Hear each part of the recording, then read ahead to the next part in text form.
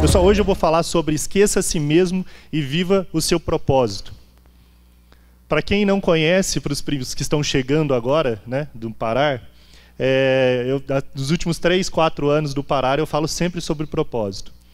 E propósito é uma coisa importante para a gente refletir, porque não é só ter conhecimento, não é só ter atitude, mas é também a gente entender o nosso papel nesse mundo. E eu tenho falado, e não é fácil falar sobre isso. Não é fácil provocar as pessoas a pensarem um pouco mais sobre o papel delas.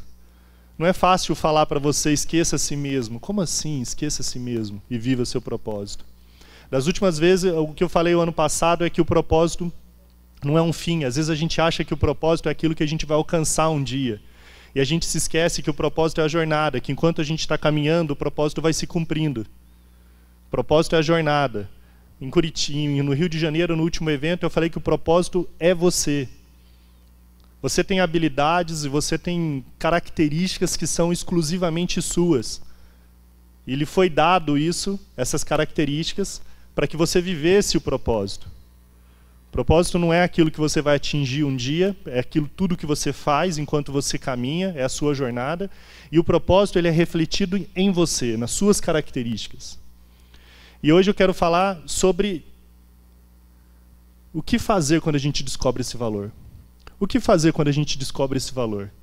Descobre que a gente, na nossa jornada, a gente tem condições de cumprir um propósito maior do que nós e que já temos, não é que teremos. Na nossa mente, na nossa alma e no nosso espírito, a gente já tem todas as condições para cumprir o nosso propósito. O que a gente faz quando a gente descobre esse valor? Primeiro, esqueça a si mesmo.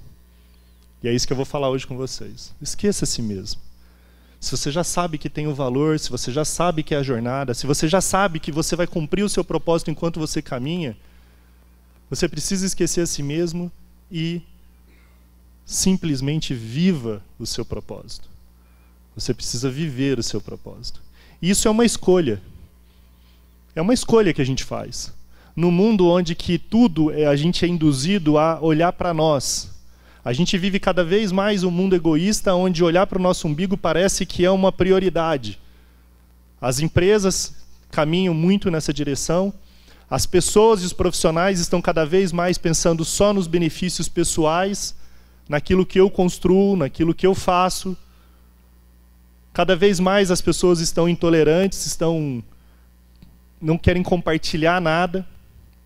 E a vida vai girando em torno das nossas necessidades.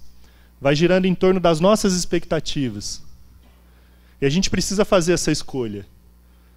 Não é fácil escolher esquecer a si mesmo. É importante que você entenda que não é a sua visão do mundo que define você.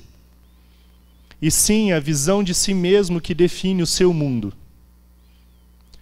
Eu estive dando uma palestra esses dias num curso de MBA e foi muito legal. Depois que terminou o curso, um jovem veio falar comigo ao final da palestra e falou assim, pô, falar de propósito você é bacana, mas você não sabe essas empresas hoje. E começou a falar mal das empresas, e começou a falar mal dos profissionais, e começou a falar mal da política, e começou a falar mal de um monte de gente. E eu falei para ele, enquanto você tiver um olhar para o mundo e deixar que o mundo defina quem você é, vai ser muito difícil você enxergar alguma coisa diferente do que você enxerga. Agora, quando você olhar para dentro de você, e de acordo com o valor que você encontra em você, você olhar para esse mundo e fazer com que a sua visão sobre si mesmo defina o mundo que você quer viver, aí, de repente, vai começar uma mudança significativa. E a gente vive tempos difíceis, onde que a política agora tem, né, as discussões políticas imperando, todo mundo compartilha qualquer coisa, a gente vive um nível de superficialidade absurdo, ninguém faz reflexão mais nenhuma. E política, para mim, é só a ponta do iceberg. A política só mostra, toda essa discussão que a gente vive hoje, o quão raso e superficial a gente tem vivido. É impressionante abrir a timeline no Facebook e as pessoas compartilharem um monte de coisas sem saber nem de onde vieram e não fazerem nem o mínimo de pergunta sobre o assunto ou sobre um aprofundamento. E eu não estou fazendo defesa de absolutamente nada, porque, para mim, na minha visão, a questão de política tinha que mudar tudo, e também eu acho que é a sua. Mudar tudo, está tudo errado. Não é que existe uma coisa certa. Essa visão maniqueísta que tem se criado no mundo, que é um bem contra o mal. Pô, tudo é mal. O que tem bom? O que tem bom na política hoje? Só que não tem um aprofundamento. A gente fica buscando respostas para perguntas que nem sequer foram feitas. Nem sequer foram feitas. E a gente está buscando essas respostas. E a gente busca essas respostas muitas vezes de uma maneira superficial, de uma maneira vazia. E isso é um pouco o reflexo da sociedade que a gente vive. Eu disse esses dias que, na minha opinião, o curso de filosofia devia ter todos os anos, em todos os cursos de graduação. Fala, pô, filosofia é chato. É chato, mas é o curso que te faz se questionar. Por que você nasceu? De onde eu vim? Para onde eu vou? Quem eu sou? O que é o meu papel nesse mundo? Ética, valores, princípios, como eles se aplicam no meu dia a dia, como eu vivo isso enquanto eu ando, enquanto eu penso, enquanto eu trabalho. Falta a gente se perguntar mais, para depois a gente buscar as respostas certas para essas perguntas. E é importante a gente entender isso. Não é a nossa visão do mundo que vai definir quem somos. Você não é definido pela crise. Você não é definido pela política. Você não é definido pelo desemprego.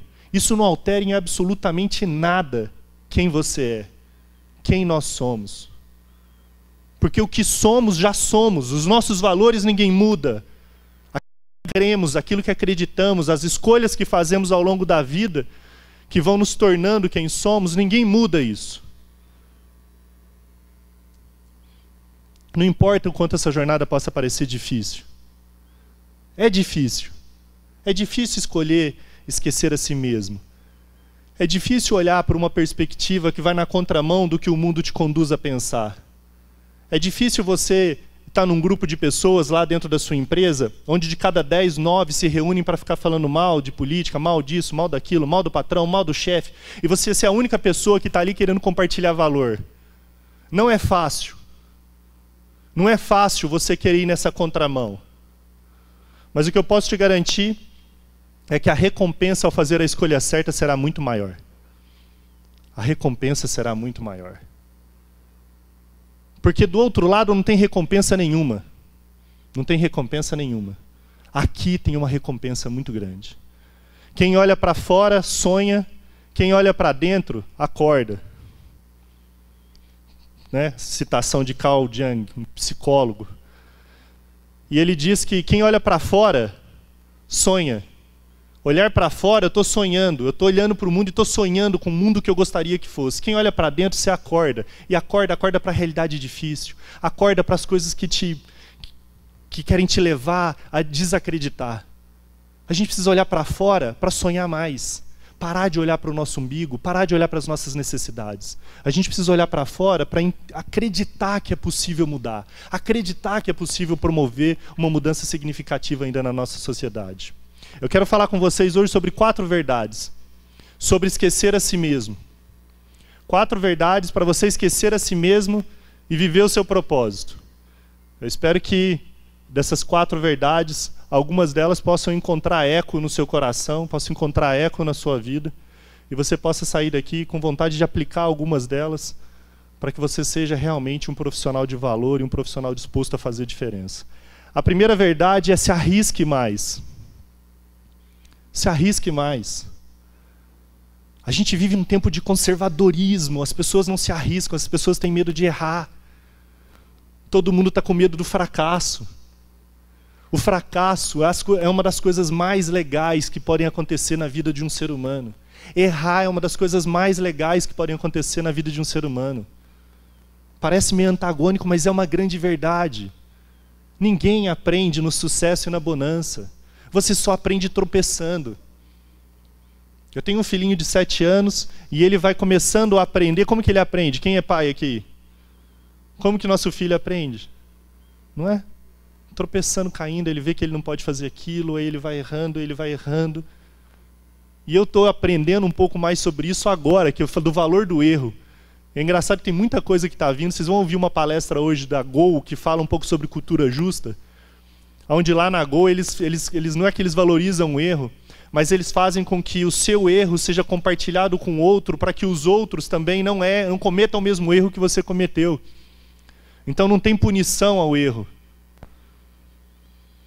Tem, na verdade, um incentivo para que você compartilhe aquele seu erro, para que outras pessoas andem pelo mesmo caminho que você andou, de uma maneira diferente. sem cometer o seu mesmo erro. E é difícil a gente falar de se arriscar mais porque a gente vive muito condicionado pelo mundo. Muito condicionado por esse mundo. Todo mundo dentro de uma caixinha segura, sem querer se arriscar muito. Todo mundo dentro de um casulo guardadinho, sem querer olhar um pouco para fora, sem se arriscar mais. Você lá dentro da sua empresa tem que se arriscar mais. Ah, mas eu tenho medo, meu diretor lá, pô, você não conhece o cara, pô, se arrisca. Fala o que você acredita, propõe novas mudanças, cometa erros. É os erros que vão te dar a capacidade para você acertar mais, para você fazer diferença.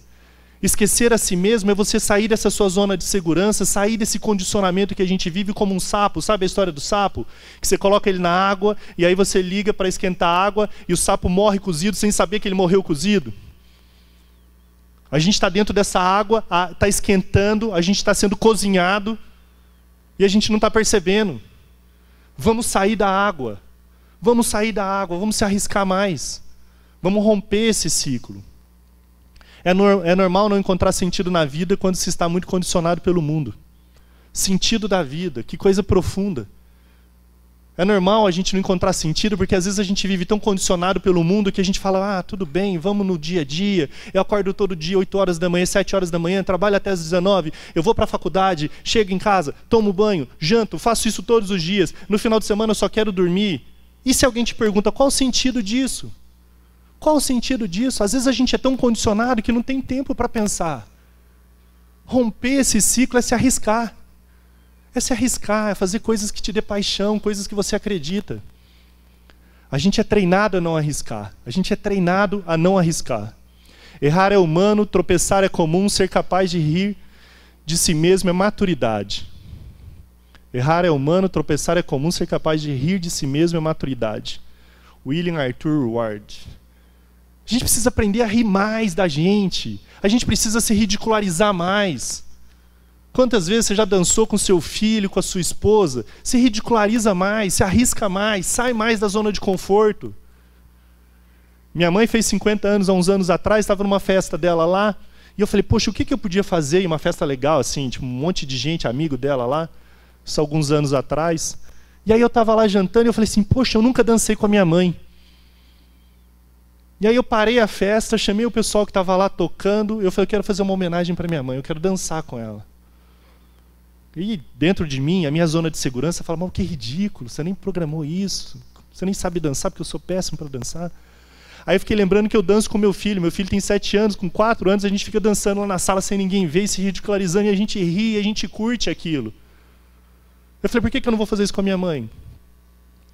E aí eu pedi para colocar uma música lá, fui na frente, fiz uma homenagem para ela e falei, mãe, o presente que eu quero te dar é dançar com você, você aceita dançar comigo? Pô, que legal eu poder viver isso. Porque um dia, se minha mãe tivesse partido, eu ia ficar com a sensação de que eu podia ter vivido esse momento e eu nunca vivi. E quando a gente se arrisca pouco, quem se arrisca muito pouco na vida são essas pessoas que sempre olham para trás quando perde alguma coisa e falam, poxa vida, eu podia ter feito isso, eu podia ter feito aquilo, eu podia ter falado para aquela pessoa o quanto eu amava, eu podia ter falado para aquela pessoa o quanto ela era importante para mim. Esses dias eu estava vendo uma entrevista do Claudinho, do Bochecha, né, quem morreu foi o Claudinho, e o Bochecha, depois que o Claudinho morreu, ficou depressivo, e alguém me contou por que ele fica tão depressivo, por que ele ficou sempre triste. Você olha nas entrevistas, e aí tem uma entrevista que ele dá, que me contaram que ele diz que nunca conseguiu aceitar o fato de não ter dito para o Claudinho o quanto que o Claudinho era importante para ele. O quanto que ele amava o cara. Fala, pô, que triste isso, que triste. Porque disse que o Claudinho falava todo dia para ele, o cara que morreu, todo dia. Pô, eu te amo, você é meu irmão, cara. Você é importante para mim. E ele não falava nada. Aí o cara morreu. E ele passa uma vida triste porque ele não disse isso. A gente precisa se arriscar mais. A gente precisa rir mais do ridículo que às vezes a gente se expõe. A gente esquece as nossas paixões quando a gente se arrisca menos. Aí tem algumas histórias para inspirar você, né? Aqui é do Blake Mycoskie, que é do Tom Shoes. O cara está andando lá na Argentina, ele vê um monte de criança descalça, aí ele vai conversar com as crianças nunca usaram sapato. Aí ele fala, pô, vou abrir uma empresa então. Ele abriu uma empresa de sapato e para cada sapato que ele vende, ele doa um sapato. Cara, ele já doou mais de 70 milhões de sapatos. Mas sabe o que é isso? É o cara encontrar paixão em alguma coisa e ele romper toda a zona de conforto dele e se arriscar em torno de um propósito. É uma história muito legal e tem um livro traduzido dele agora, aí, quem quiser procurar. Blake Mycoskie, o nome do cara. Da Tom Shoes, que criou esse conceito do One for One. Aí agora, além de ele doar, para cada sapato que ele vende, ele doa um, e aos funcionários dele que vão até lá. Agora, a cada óculos de sol que ele vende nas lojas dele, ele doa um óculos de grau. Agora, ele está vendendo café. Aí ele começou a ver que tinha alguns países que tinham carência de mão de obra e eram grandes produtores de café. Ele incentivou esses países a produzirem café para ele, países carentes. Ele compra esse café desse pessoal e para cada café que ele recebe, ele doa 1 litro de água para esse país fabricante do café. E aí parece que agora ele está com outro projeto que é para cada... Ele vai vender livro, para cada livro que ele vender dentro da loja dele, ele vai doar um livro para escolas públicas pobres e carentes no mundo que não tem livro. Pô, que legal, olha que engajamento do cara encontrar na paixão dele e se arriscar em torno de um propósito. Esse cara aqui é do projeto do $1 Glass. Ele descobriu que tinha muita pessoa que nunca enxergou na vida, que o cara só tinha 30% da visão. Mas essa pessoa não sabia que a visão dela era tão limitada, porque ninguém nunca disse, ele nunca foi num oftalmologista. Para ele, a visão que ele tinha do mundo era a visão normal. E tem um estudo que diz que 80% da definição que você tem sobre si mesmo é baseada na visão que você tem do mundo. E aí, partindo desse princípio, ele falou, pô, vamos fazer óculos de $1 e vamos distribuir para pessoas que não enxergam. E ele saiu distribuindo, o projeto cresceu e já está não sei em quantos países. É uma paixão, o cara encontrou algo pelo que lutar. Você precisa descobrir a sua paixão, você precisa descobrir aquilo que te motiva, aquilo que te dá vontade de sair da zona de conforto e fazer diferença. A segunda verdade é deixe o seu ego. Esse é o mais difícil de todos. Esse é o mais difícil. Primeiro você precisa se arriscar, a segunda você precisa deixar seu ego de lado. O ego infla, o ego enche, e às vezes é muito difícil a gente trabalhar sem olhar para dentro do ego. Às vezes a gente vive uma luta incansável para satisfazer esse ser que é insaciável. Insaciável. Ele é faminto por atenção, faminto por elogios. O ego inflado é aquela pessoa que todo o tempo ela vive condicionada por alguém que o elogie. Se você não elogia a pessoa, ela não tem valor. O valor dela não está baseado na visão que ela tem sobre si mesma, na identidade dela que está bem construída e bem definida.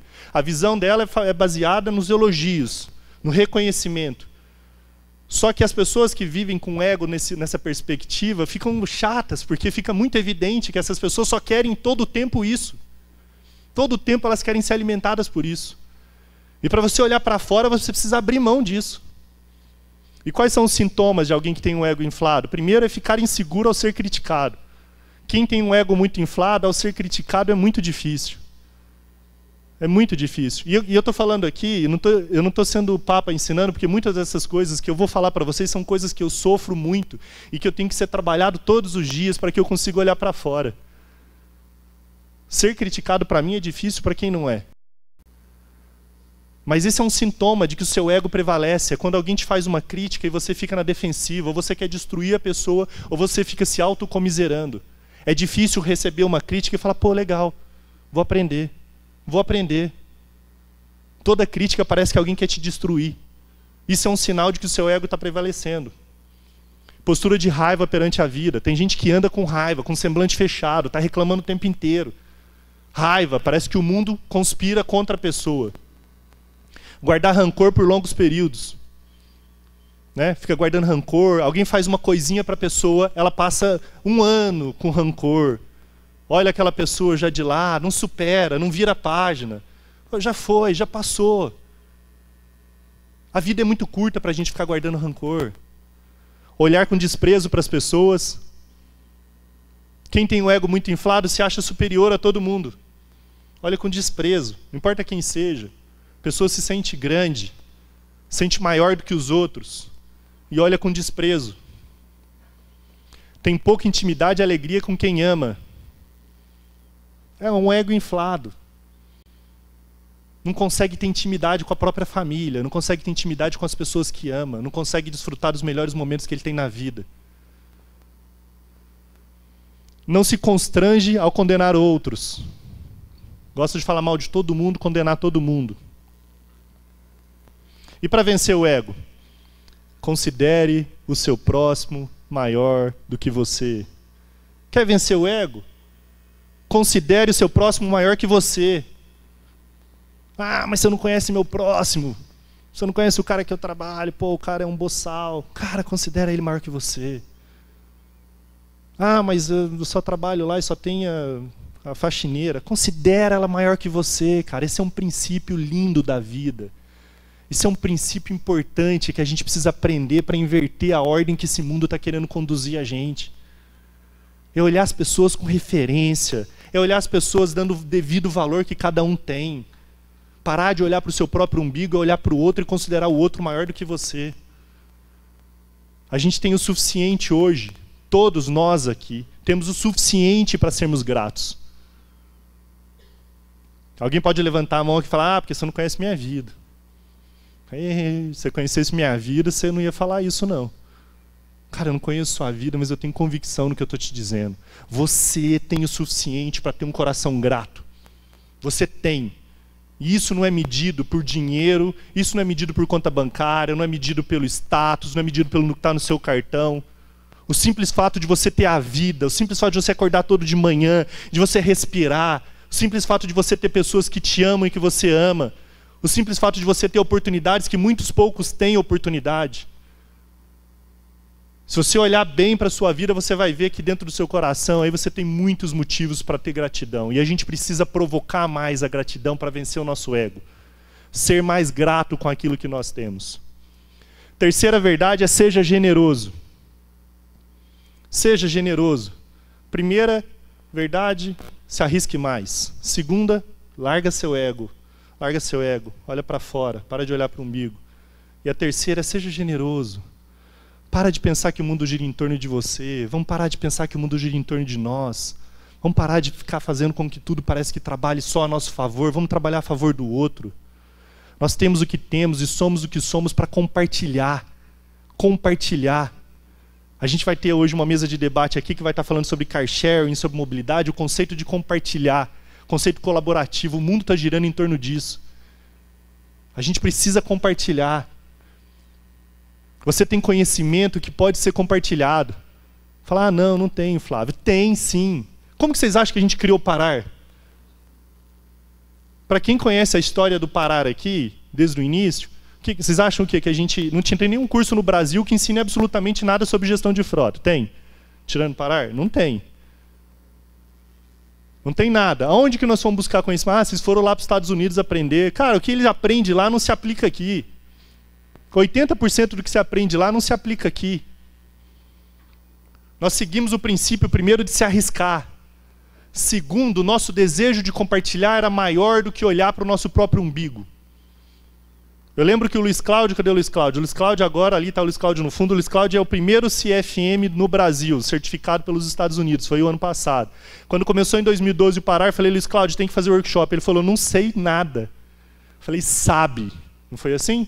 Sabe. Ele falou, não sei, Flávio. E eu acho que os primeiros workshops ele foi com a perna tremendo.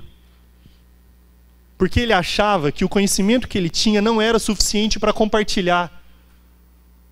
Agora pergunta para o Luiz Cláudio qual é a coisa que ele mais ama fazer na vida. Qual é a coisa que você mais ama fazer na vida? Compartilhar. Compartilhar.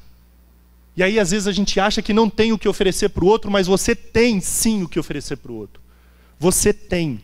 Você tem muito conteúdo, você tem muito conhecimento, o pouco que você aprendeu já é suficiente para ajudar outro que tem menos que você. Tem menos que você.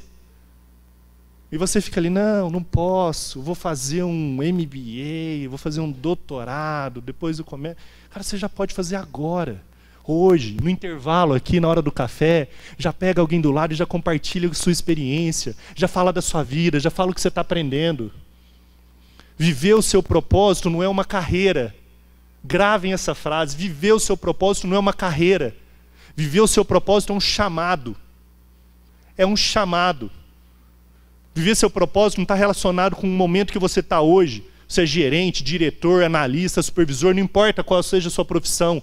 Ela não é uma carreira. Viver o seu propósito é um chamado. Viver o seu propósito é você ter esse espírito de alguém que se arrisca, de alguém que deixa o seu ego de lado, de alguém que compartilha, de alguém que é generoso. Independente de onde você esteja, independente de fazer o que você faça. É um chamado. Você é chamado para viver o seu propósito na plenitude, com as suas habilidades e as competências que lhe foram dadas. Você tem que sair daqui com vontade de viver o seu chamado. Não é só crescer na sua carreira.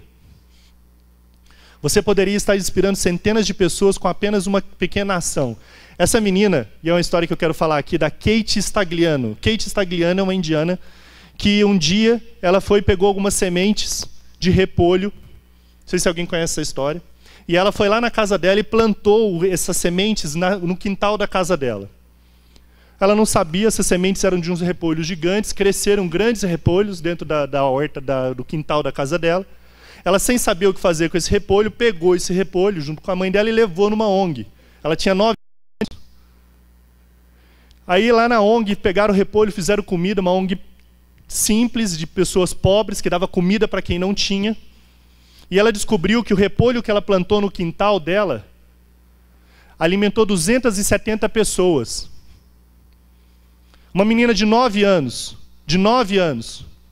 E ela decidiu então, voltar para casa e falou: mãe, se eu plantei repolho no meu quintal e eu alimentei 270 pessoas, o que eu não consigo fazer se eu convocar todos os meus amigos para fazerem a mesma coisa? Aos 13 anos, Kate administrava 60 hortas. Ela foi nas casas de todos os amigos levar semente e plantar para que os amigos fizessem a mesma coisa que ela fez. Eu e você temos quintais. E não é o quintal físico.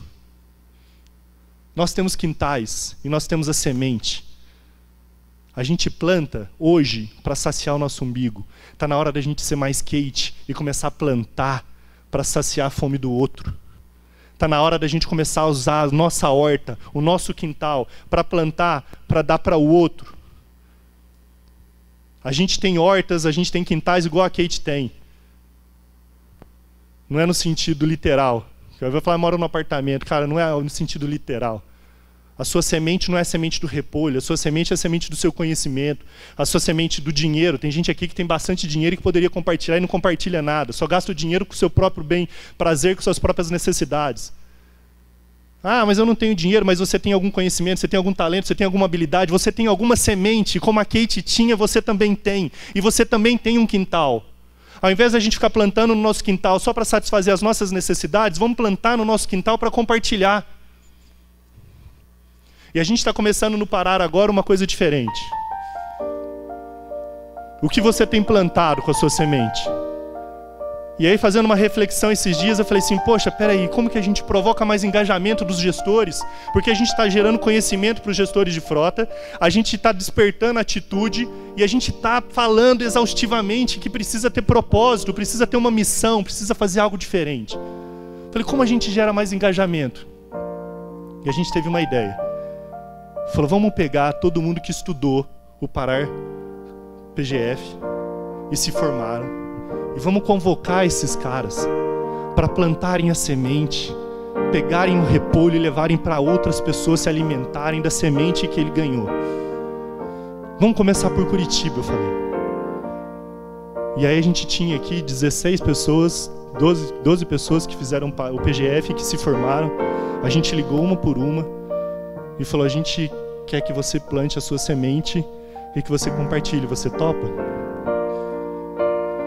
Todos toparam. E eu quero convidar eles no palco agora, com uma salva de palmas de todos vocês. Que todos os Pará CFM venham aqui no palco, por favor.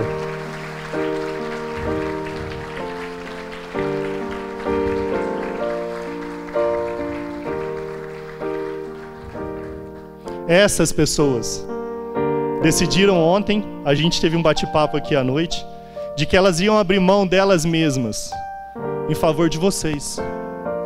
Elas estão abrindo mão delas mesmas para servir vocês, para ajudar vocês com um pouco que elas aprenderam. Essas pessoas vão representar o espírito do Pará. O espírito do parar não está em uma pessoa, não está num CNPJ.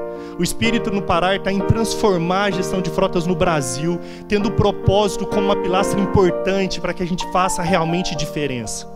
E essas pessoas aqui são as primeiras que decidiram se engajar, levantou a mão e falou assim: eu vou plantar minha semente no meu quintal.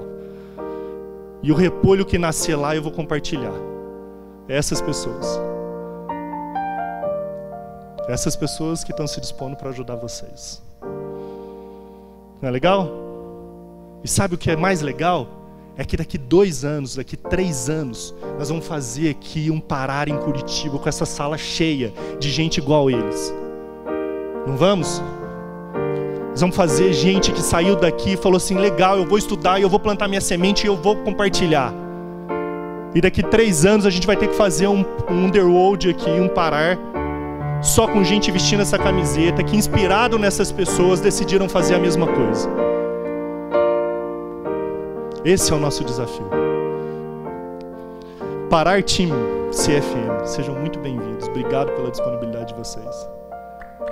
Uma salva de palmas.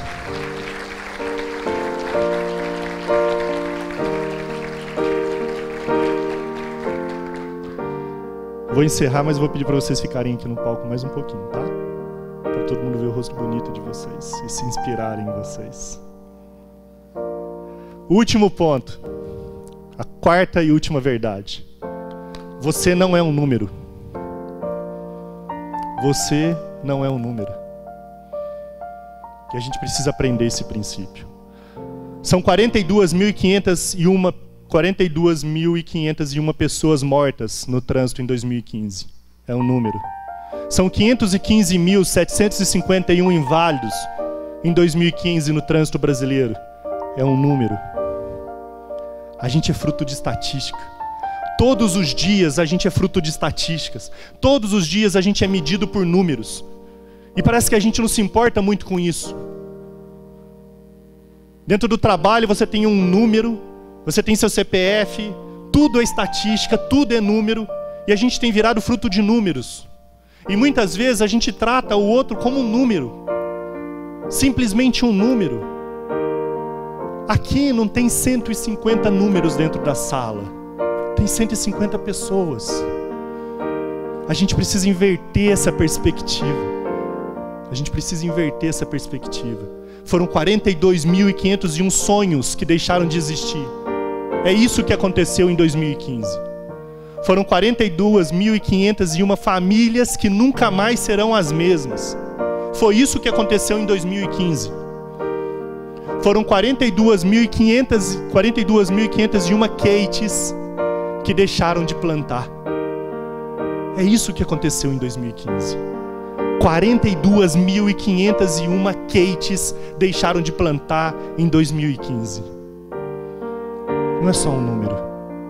No seu dia a dia, não são 50 sinistros que você tem no mês. No seu trabalho, se você já perdeu algum trabalhador, não é uma estatística. Não é você olhar e falar: não, nos últimos 10 anos da empresa só morreram 3. Que 3? Que 3? Não é um número. Você não é um número. Você não é um número. Agora levanta aqui o crachá, todo mundo que está com o número no crachá. Tira o número de dentro do crachá. Todo mundo, tira o número de dentro do crachá.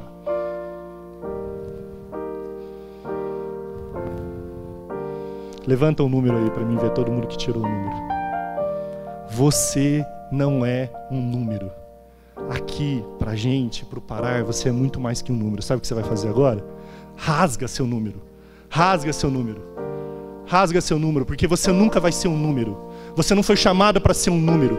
Você foi chamado para ser alguém. Você tem um nome, você tem um sobrenome, você tem uma história. Você é movido por paixões, você é movido pelas pessoas que te amam. E quem te ama, te chama pelo teu nome. Pelo teu nome, ela te reconhece pelo que você é, pelos seus valores. Rasga seu número e joga no lixo aí. A Renata, nosso time, vai passar o lixo. Joga seu número no lixo. E sabe o que você vai fazer agora? Você que está sentado no mesmo número onde você estava, para quem deu certo de sentar no mesmo número onde a gente marcou, pega embaixo da sua cadeira quem é você agora. Põe a mão embaixo da sua cadeira. Pega embaixo da sua cadeira. Quem achar, levanta agora. você é isso. Você é o Paulo, o João. Você é essa pessoa. E você não pode se esquecer de quem você é. E você não pode se esquecer de quem é o seu próximo. E quando você se lembrar disso aqui, que você, quando olhar para uma pessoa, você não enxergue um número, uma estatística, mas você enxergue ela enquanto pessoa, nos seus valores, naquilo que ela constrói, naquilo que de fato ela é. Você não é um número. Você nunca vai ser um número para nós. E eu espero que você não faça de outras pessoas número. Juntos a gente é muito mais forte. Juntos a gente sempre vai ser muito mais forte. Comece a plantar sua semente hoje. Hoje. Pega a sua semente e comece a plantar sua semente hoje. Hoje é o dia de você começar a plantar a sua semente. Muito obrigado.